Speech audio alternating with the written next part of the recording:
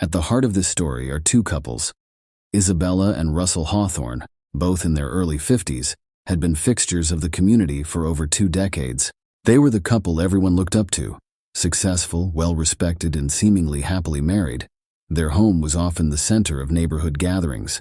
Just 3 houses down, the newly wedded Zara and Eric Donovan had recently moved in. Both in their mid-20s, they brought a youthful energy to the street that had long been dominated by older families and retirees. Their arrival was met with curiosity and warmth by their neighbors, particularly the Hawthornes. Little did anyone know that the lives of these 4 individuals would soon become entangled in a web of desire, obsession, and murder. What began as a daring experiment in sexual exploration would spiral into a nightmare that would leave one dead, one behind bars, and 2 others grappling with the consequences of their choices. This is the story of how a seemingly innocent proposition led to a brutal crime that would be splashed across national headlines and forever change the lives of those involved. It's a cautionary tale of the dangers that can lurk beneath the surface of even the most ordinary-seeming individuals, and the devastating consequences of stepping outside societal norms. Isabella Hawthorne had always been the golden girl. Growing up in Seattle, she was the captain of her high school cheerleading squad, prom queen and valedictorian. But Isabella was more than just a pretty face. She had a sharp mind and boundless ambition. She met Russell Hawthorne during her sophomore year at the University of Washington. Russell, 2 years her senior, was the star quarterback with a bright future ahead of him. Their courtship was the stuff of campus legend, the perfect couple that everyone envied. They married shortly after Isabella's graduation, with dreams of conquering the world together. Russell's promising football career was cut short by a knee injury in his first year as a professional player. He pivoted to sports management, quickly climbing the corporate ladder. Isabella, meanwhile, pursued a career in marketing, her creativity and drive making her a rising star in the field. Their move coincided with the birth of their daughter, Lily. They threw themselves into parenthood and their careers with equal fervor. From the outside, they seemed to have it all: successful careers, a beautiful home, and a loving family. But as the years went by, cracks began to appear in their perfect facade. Russell's work kept him away from home for longer stretches, and he began to put on weight, losing the athletic physique that had first attracted Isabella. For her part, Isabella found herself increasingly restless.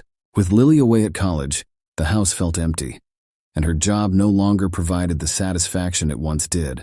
Isabella began to wonder if this was all there was to life. She started yoga classes and joined a book club, searching for something to fill the growing void she felt. She found herself envying the young couples she saw, with their passionate embraces and carefree laughter. When was the last time she and Russell had shared such moments? Russell, oblivious to his wife's discontent, continued his routine of long hours at the office, followed by evenings in front of the TV with a beer in hand. Their conversations became perfunctory, limited to discussions about bills, home maintenance, and occasional updates about Lily. As her 50th birthday approached, Isabella felt a growing sense of panic. Was this how she would spend the rest of her life? The woman who had once been voted most likely to succeed now felt trapped in a gilded cage of her own making.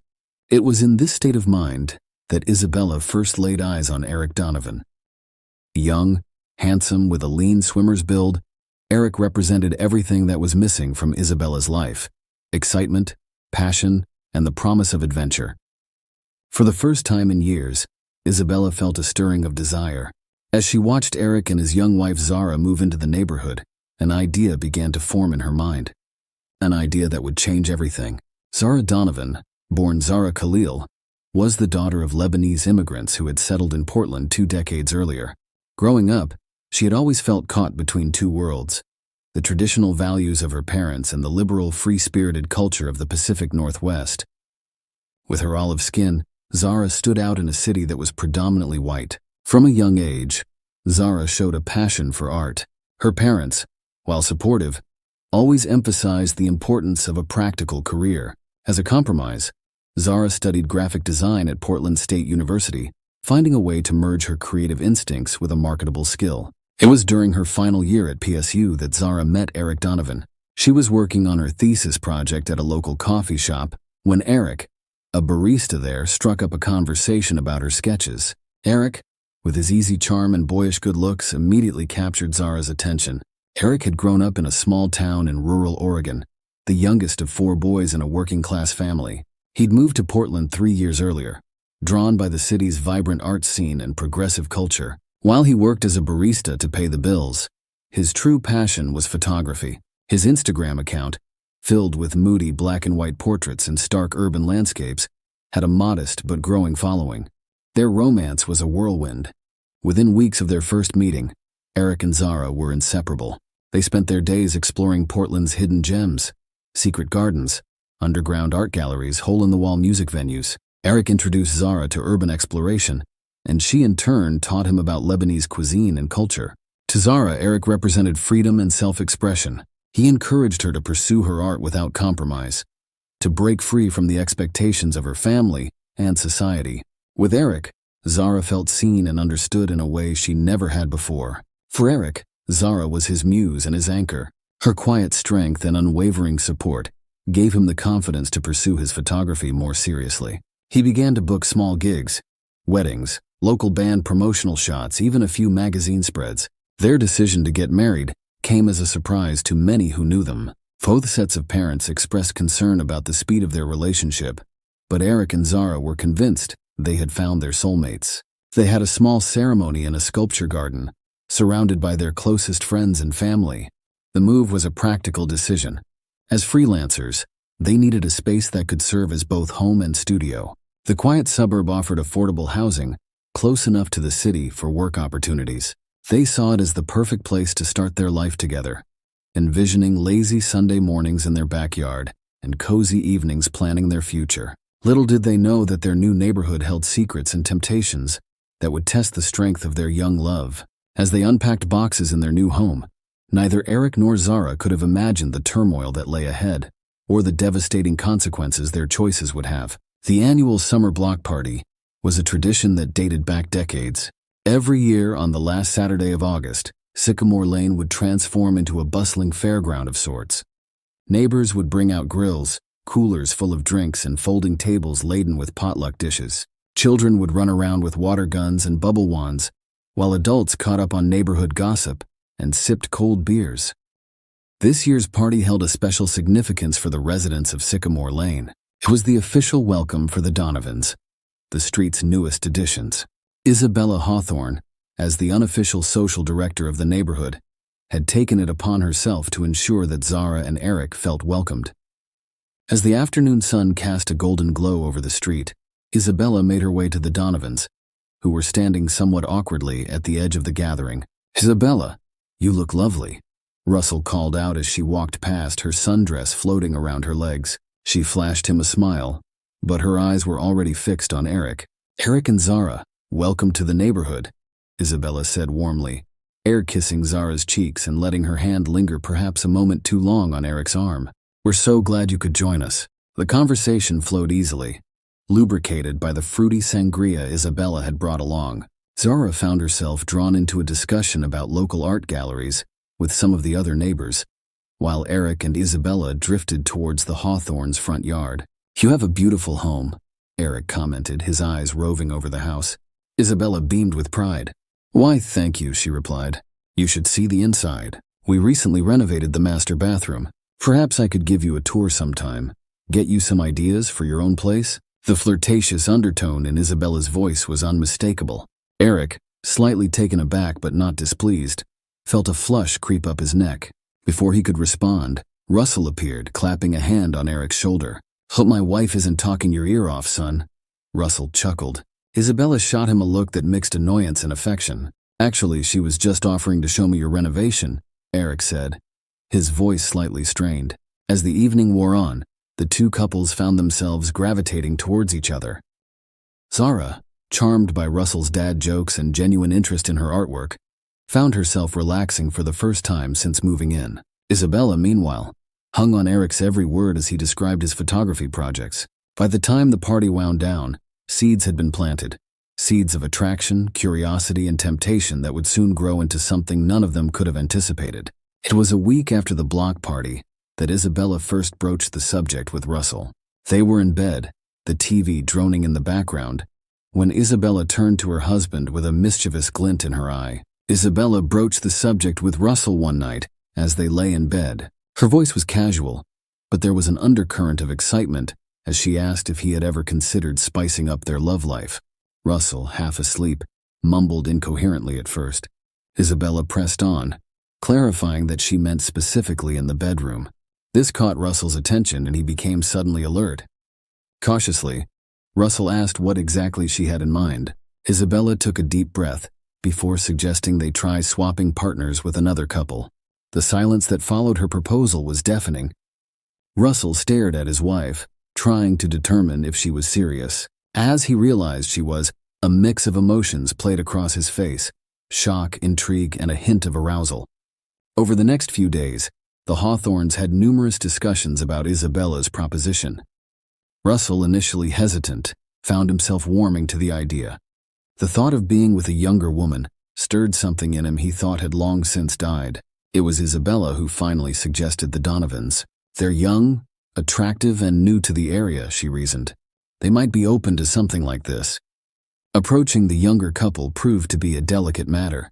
It was at a neighborhood barbecue that Isabella, emboldened by several glasses of wine, pulled Zara aside. The conversation was awkward at first, with Isabella dancing around the subject, but once the proposition was laid out, Zara's reaction surprised her. Instead of outrage or disgust, there was curiosity in the younger woman's eyes. The evening of the swap arrived with a mix of nervous energy and anticipation. The Hawthorns had suggested using their home, citing their finished basement as a perfect, private setting. As Zara and Eric walked up the driveway hand in hand, Zara could feel her heart pounding in her chest. "Are we really doing this?" He squeezed her hand reassuringly, but she could see the apprehension in his eyes as well. Isabella greeted them at the door, her smile a little too bright, her laugh a little too loud. The forced casualness of the situation was palpable as they made small talk over glasses of expensive red wine. Russell busied himself with the stereo, filling the room with soft jazz in an attempt to ease the tension. After what seemed like an eternity of awkward conversation, Isabella finally stood up. "So," she said, her voice barely above a whisper, "shall we?" They had agreed beforehand on the pairings, Isabella with Eric, Russell with Zara. As they split off, Zara couldn't help but glance back at Eric, a moment of uncertainty passing between them. But then Eric disappeared down the hallway with Isabella, and Zara found herself alone with Russell. Russell led Zara to the guest bedroom, his hand gentle on the small of her back. Despite his earlier bravado, he felt a wave of nervousness wash over him. It had been years since he'd been with anyone other than Isabella. Zara, sensing his hesitation, took the initiative. She reached up and kissed him softly, then more passionately. Russell responded, his hands exploring her young, firm body with growing confidence. Meanwhile, in the master bedroom, Isabella was living out the fantasy she'd been harboring since she first laid eyes on Eric. His youthful energy and enthusiasm more than made up for any lack of experience. Isabella felt desired, beautiful, alive in a way she hadn't in years. Eric, for his part, was intoxicated by Isabella's confidence and sensuality. As the encounters reached their climax, a series of emotions washed over each participant. Excitement, pleasure, guilt, and an unexpected emptiness all mingled together in a confusing cocktail. Afterwards, as they all reconvened in the living room, an awkward silence fell over the group. The reality of what they had done seemed to hit them all at once. Zara couldn't meet Eric's eyes, focusing instead on smoothing non-existent wrinkles from her dress. Russell cleared his throat several times, but couldn't seem to find any words. Only Isabella seemed truly at ease, a satisfied smile playing at the corners of her mouth. It was Eric who finally broke the silence. "Well," he said, his attempt at a casual tone falling flat. That was something. The tension broke and nervous laughter filled the room. They made stilted small talk for a few more minutes before the Donovans made their excuses and left. As Zara and Eric walked home in silence, each lost in their own thoughts, they were unaware of the seismic shift that had just occurred in their relationships. Back in the Hawthorn house, Isabella hummed to herself as she cleaned up, already thinking about the next time. Russell watched her, a nagging feeling of unease growing in the pit of his stomach. None of them realized that this night was just the beginning, the first step down a path that would lead to obsession, betrayal, and ultimately, tragedy. In the days following the swap, Life seemed to return to normal, but beneath the surface, changes were brewing, particularly in Eric Donovan. Eric found himself unable to stop thinking about Isabella. The encounter had awakened something in him, a hunger he'd never experienced before. He began to find excuses to be outside when he knew Isabella would be leaving for work. He'd wave, trying to appear casual, but his eyes would linger on her long after she'd driven away. Zara noticed the change in her husband almost immediately. Eric seemed distracted, often lost in thought. When she tried to initiate intimacy, he was either too tired or not in the mood. Their once passionate lovemaking became infrequent and mechanical. One afternoon, Zara came home early from a client meeting to find Eric's photography workspace in disarray. As she began to tidy up, she noticed something odd. Hidden beneath a stack of prints was a folder filled with photos of Isabella. Some were clearly taken from a distance, capturing Isabella gardening, getting her mail, or walking to her car. Others were more intimate, zoomed-in shots through windows, Isabella in various states of undress. Zara felt her stomach churn. This wasn't just a harmless crush or the after-effects of their encounter. This was something much more sinister. Meanwhile, Isabella had begun to notice Eric's increased presence in her daily life. At first, she was flattered by the attention, even reciprocating with flirtatious glances and accidental touches when they'd run into each other. But as the days wore on, Eric's behavior became more erratic and intense. He began sending her messages at all hours, alternating between passionate declarations of love and angry accusations. When she didn't respond quickly enough, Isabella tried to let him down gently, explaining that their encounter was a one-time thing, but Eric refused to accept it. One night, Isabella woke to the sound of something hitting her bedroom window. Peering out, she saw Eric standing in her front yard, a handful of pebbles in his hand. His eyes, wild and unfocused, locked onto hers. "I can't live without you, Isabella," he called out, his voice breaking. "We're meant to be together." Isabella quickly closed the curtains, her heart racing. She woke Russell, who grumbled as he went to confront Eric. By the time Russell made it outside, Eric had disappeared into the night, leaving only a crumpled bouquet of flowers on the front step. As Isabella lay awake that night, she realized with growing horror that her exciting sexual experiment had unleashed something dark and dangerous. She had no idea how right she was, or how tragic the consequences would be. Over the next few weeks, Eric's behavior spiraled further out of control.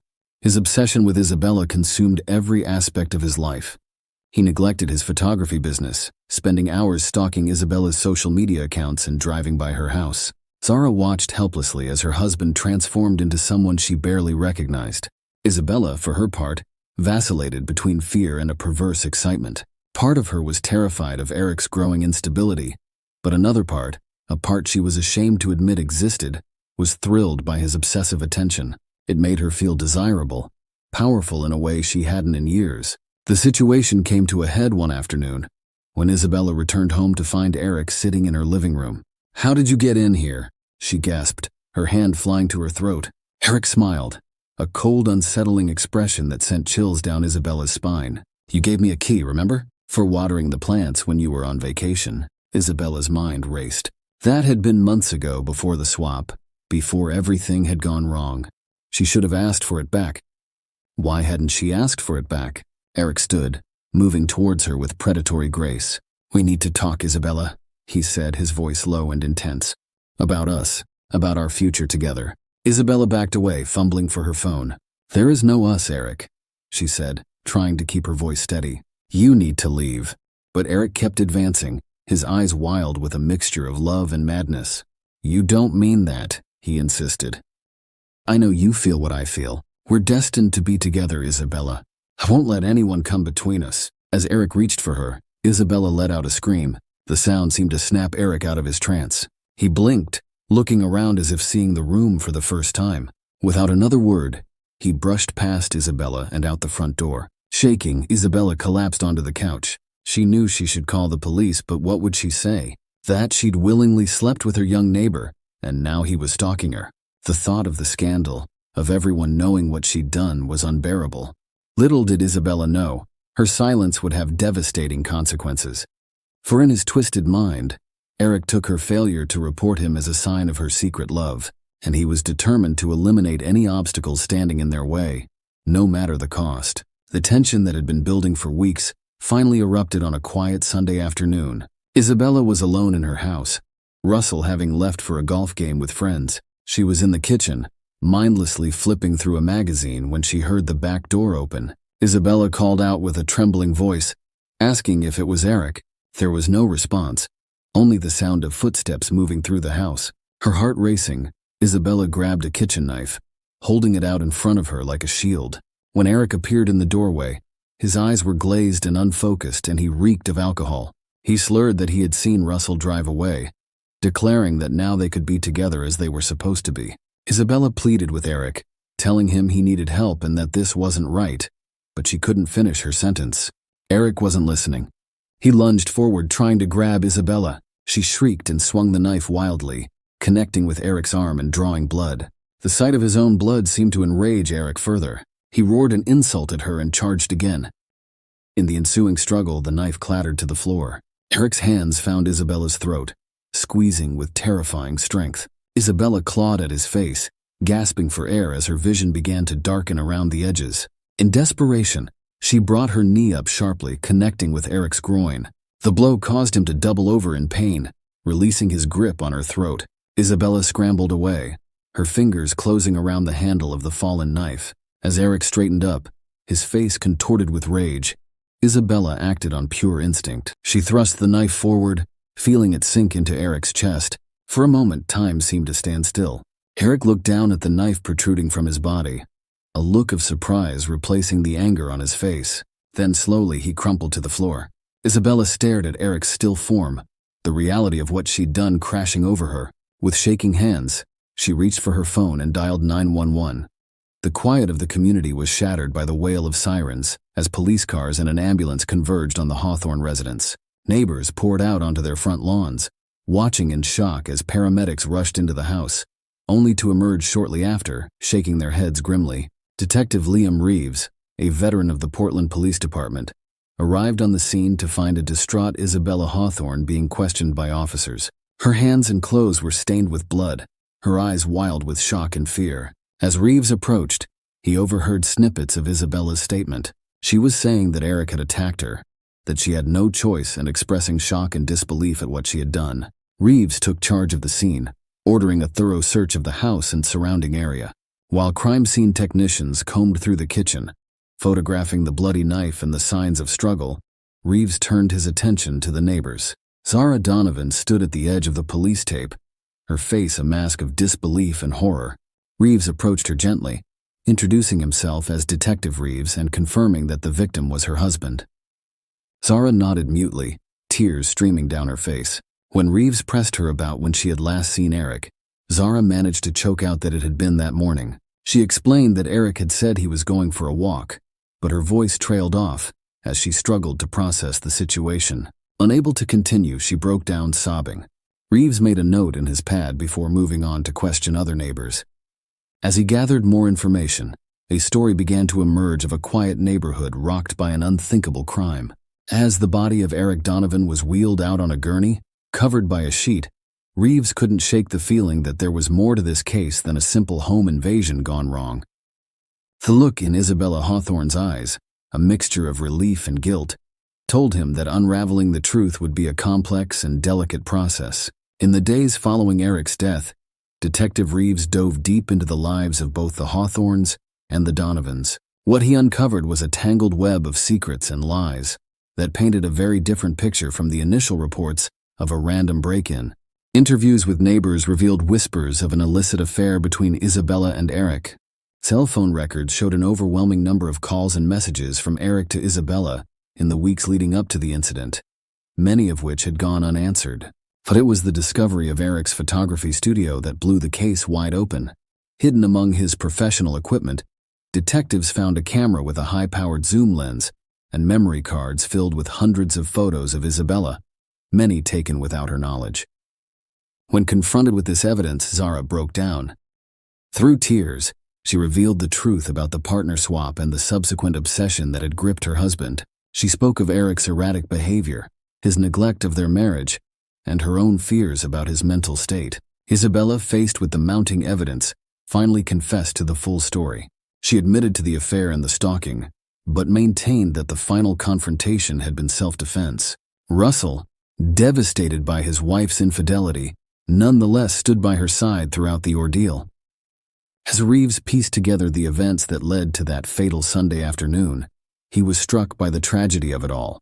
What had begun as a misguided attempt to spice up a stagnant marriage had spiraled into an obsession that cost a young man his life and forever changed the lives of all involved. The case, once thought to be a straightforward home invasion, was now revealed to be a complex tale of desire, betrayal, and deadly obsession. The prosecution painted Isabella as a bored housewife who initiated an affair with a younger man, then killed him to keep her indiscretions secret. They emphasized the premeditated nature of her actions, pointing to the convenient absence of her husband on the day of the killing. The defense, led by high-profile attorney Simone Jeffries, argued passionately that Isabella was a victim of stalking and harassment who acted in self-defense. They presented evidence of Eric's obsessive behavior and called expert witnesses to testify about the psychological impact of stalking on victims. Zara's testimony proved to be a turning point in the trial. Her emotional account of Eric's descent into obsession and her own fear for Isabella's safety swayed many jurors. "She's not the monster they're making her out to be," Zara said through tears. "Eric, he wasn't himself at the end. What happened is a tragedy, but Isabella was as much a victim as anyone." In his closing arguments, the prosecutor urged the jury not to be swayed by emotion. "The facts are clear," he insisted. "Mrs. Hawthorne made a series of choices that led to this tragic outcome. She must be held accountable." Simone Jeffries, in her rebuttal, appealed to the jury's sense of empathy. "Put yourself in Isabella's shoes," she implored. Terrified, alone, confronted by a man who had been stalking her for weeks, she did what anyone would do. She fought for her life. As the jury filed out to begin deliberations, the courtroom buzzed with speculation. The fate of Isabella Hawthorne and the final judgment on this suburban tragedy now rested in their hands. Isabella Hawthorne was sentenced to 5 years in prison, with the possibility of parole after 3. As Isabella was led away from the courtroom, the impact of the tragedy on all involved was palpable. Russell Hawthorne, his face haggard from the stress of the trial, watched his wife disappear through the courtroom doors. Despite the revelations of her infidelity, he had stood by her throughout the ordeal. Now he faced the prospect of years alone, grappling with the consequences of their ill-fated experiment. Zara Donovan, widowed and alone, retreated from public life.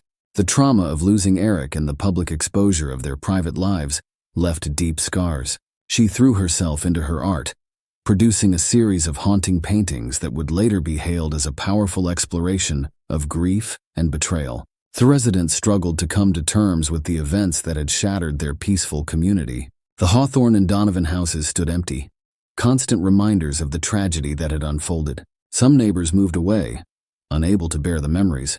Those who stayed found their trust in one another irrevocably altered.